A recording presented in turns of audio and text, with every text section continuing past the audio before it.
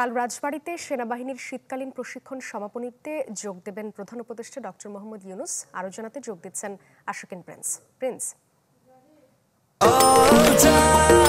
নিশ্চিন্তে খান স্বাস্থ্যকর all time পান, অল টাইম হেলদি লাইফ।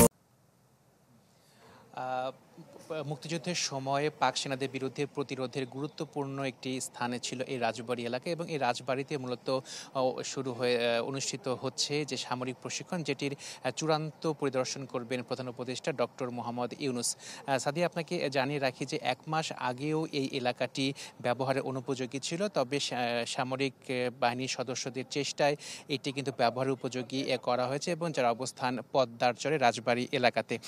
আপনাকে জানিয়ে রাখি যে এখানে আজকে যে পরিদর্শনটি হবে, প্রধান উপদেষ্টা যদি পরিদর্শন করবেন, সেখানে দেখানো হবে যে একটি দল বাংলাদেশের কোনো একটি ভূখণ্ড দখল করে নিয়েছে, এবং সেই দখলকৃত ভূখণ্ডটি কিভাবে আবার পুনরুদ্ধার করা যায় সেটি মূলত মহড়ায় দেখানো হবে। এবং প্রায় 1 ঘণ্টা ব্যাপী এই মহড়ায় সমরাস্ত্রে সজ্জিত বাংলাদেশ সেনাবাহিনীর সদস্যগণ সত্যিকার যুদ্ধের পরিবেশ সৃষ্টি করবেন, এবং যেখানে সেনাবাহিনীর অত্যাধুনিক ট্যাঙ্ক, এপিসি, গোলন্দাজ বাহিনীর কামান, পদাতিক, ইঞ্জিনিয়ার্স এবং কমান্ডো সহ সকল আর্মস এবং সার্ভিসেস অংশগ্রহণ করবে। এবং এই মহড়ায় বাংলাদেশ বিমান বাহিনী, যুদ্ধ বিমান, আর্মি এভিয়েশন বিমান, হেলিকপ্টার এবং প্যারা কমান্ডো অংশগ্রহণ করবেন।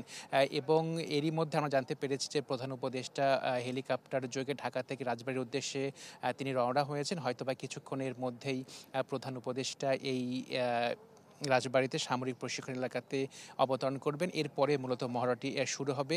এখানে শুধুমাত্র প্রধান উপদেষ্টা থাকবেন, এখানে 3 বাহিনীর প্রধান তারাও থাকবেন, একই সঙ্গে সশস্ত্র বাহিনীর উচ্চপদস্থ কর্মকর্তারাও থাকবেন, এবং যারা এই মহড়ায় অংশ নিয়েছেন সেই সব সেনা সদস্যরা উপস্থিত থাকবেন। এবং প্রায় 1 ঘণ্টা ব্যাপী মহড়ার পরিদর্শন করবেন প্রধান উপদেষ্টা। এরপরে এই মহড়ায় অংশ নেয়া সেনা সদস্যদের উদ্দেশ্যে প্রধান উপদেষ্টা একটি সংক্ষিপ্ত বক্তব্য রাখবেন, এবং এর মাধ্যমে শেষ হবে মূলত এই যে 55 পদাতিক ডিভিশনের যে সামরিক পড়, সেটি শেষ হবে। সাদিয়া, মূলত এই ছিল আমার কাছে সর্বশেষ তথ্য।